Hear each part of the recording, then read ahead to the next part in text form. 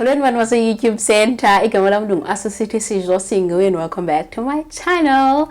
We are on 300, and the last time I checked was 325 subscribers. So we have reached our 300 subscribers milestone. So thank you. Yay!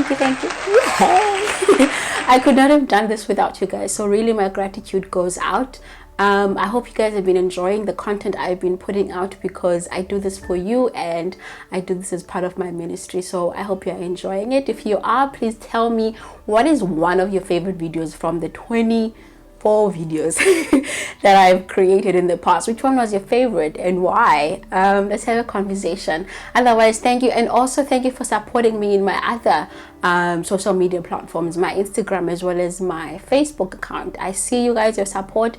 I also reached 1,000 followers on Instagram, so thank you. I see you guys. I see you. So anyway, do not forget to share this with your family, your friends, and everyone that you think might benefit from the content that I post out. And also, I see you guys loving my husband as well as Umbali more than you love me. A tear. But anyway, yeah, I'm just happy. I'm happy that I reached this milestone. So now we are heading to 500 subscribers.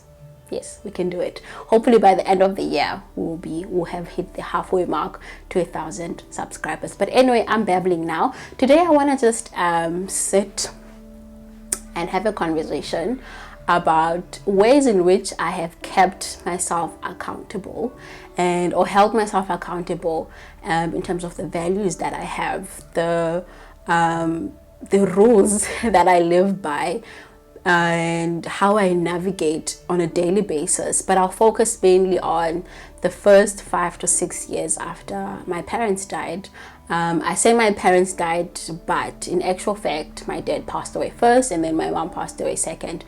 And so I was a teenager, a very young adult without parents. So I just want to share, how did I keep myself accountable? How did I hold on to the values and the principles that they instilled in me, and why I did that. So first of all, I'm not going to romanticize not having parents. So I hope that's not the message that you'll get from here today. But I want to share maybe some valuable tips that I've had where there's no parental voice that tells me how to behave, that reminds me of the principle that they've taught me. How I did that, not by myself, but by the community, specifically the church around me. So as you guys probably know from my video, that a get to know tag that I did, my mother passed away when I was 16 years old, and I was in grade 12. And so grade 12 is a very difficult year. It's a year of discovery, it's a year of transition, it's a year of where you step into a young adulthood, where you start having rights to things that, or maybe you're practically given the key to behave in however way you want, because now you're a young adult, and a lot of things you are like legally allowed to do. But you know what, I think for me specifically, having known God in my life was the one thing that I think it helped me stay true to who I was in the midst of all the options that I had. Options to have sex, options to drink, options to smoke, options to quit school, options to just be whoever and whatever I wanted to, like, you live a YOLO life. I don't know what that means. But I've heard people say that. I hope I've used it in the right context. But yeah, I think my knowledge of who he was and how I think he introduced himself as God the Father to me was one of the biggest ways of how I started building my character and making sure that I maintained a character that reflected someone who has a parent in their lives. The parent in this case being God. And I sometimes come across people who say they struggle relating to God as a father because of the relationship that they had with their own earthly fathers. That sort of clouds and makes it difficult for them to relate and connect to God in that manner. And for me, this is something that wasn't really difficult, because my dad passed away when I was young, and so if I did have a toxic understanding of fathers or toxic experience with fathers, maybe I would be saying something different. But really, in all honesty, I didn't. So it was easy for me to connect with God as being my father. And at the time, I think it was like maybe a year or so. Yeah, it was about a year. A year later, after my mom passed away, that is when I accepted Christ as Lord and Savior of my life. And the pastor who led me to God or started talking to me about giving my life to Christ always came at it from an angle of God being my father. And I think he did that because he knew he was speaking to an orphan that needed an understanding of a parent or a need of a parent. So he knew, he came at it in that way. And so my first and very first experience of God was him being a father. It was like this moment of, what? I have a dad who is God. And yeah, and that's where my IG handle comes from. I held on to that and I started believing it and manifesting it, because if God is my father, that means I am heir of I'm heir with Christ. And so the verse that I later found, that verse, and so that's when I decided to call myself that, because it's something that I firmly believed. And so that's how it happened. And so keeping myself accountable to those values when I have no one to answer to, it came from a point of not wanting to embarrass God. I did not want his name to be dragged through the mud, through the behaviors that I partook in. I did not want his name to be looked at with eyes of disgust because of how I behaved. So you know how people say, for instance, I'll make an example with Sejosengoe because of the family that I got married to.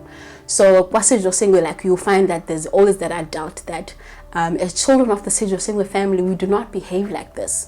We do not do this. These are some of the values that we have and we hold. And so for me, it was always like, as the child of the kingdom, this is not something that I do. As someone who is sisters with Christ, this is not something that they partake in, even though I made my mistakes, but that was always like the reference that I used, and then the behaviors would start. And so it was a conviction. It would always be like, what does God say? What does the word of God say? And so really and truly, God parented me. So going through school, going through university, starting to work, living on my own, and preparing to get married, getting married, becoming a parent, God has been a consistent and constant father. And so with everything and anything that I do, he is always like the reference point. He is the parental voice in my life. And so, oopsie, I hope that didn't mess it up. And so that's how I've always lived. And so I think it's also something that I want my children to have. It's a generational well-being or generational behavior that I constantly walk in, so that I give an idea of how to accept God as your father and really behave in a way that represents that. And so, you know, when people say that the fear of the Lord, they talk about it like it's this abstract concept. For me, it's a concept that is real. I'm always like, what will God say? Will God reprimand me? Will the Holy Spirit be grieved? Will he be grieved by the way that I behave? And it's even in small things like deciding on what goals to do, saying I'm going to do something and not living up to that, treating my husband in a way that doesn't speak about love, because my father is love, so I should behave in ways that honor that, treating my in-laws in ways that I haven't seen my own parents, earthly parents, treat them. And I don't know if I've ever mentioned this, but my mom was an amazing makoti. So she's the reference, but at the same time, God is the overarching voice that speaks to me about the ways I should behave as a daughter-in-law, as a wife, as a mom, and the values and the principle that I should be instilling in my children. So the guidance, honestly, is from God. And I know that some people may struggle to grasp with the concept I'm talking about, because God is unseen. He is not here, like, you can't touch him, you can't have a conversation with him. But I think the way that if you can just try, because sometimes as human beings, we create our own hurdles, we create our own hindrances in the way that we connect with God, because we can be so intellectual about everything and want everything to be logical, whereas God defies the logical. Like, this is the guy who walked on water.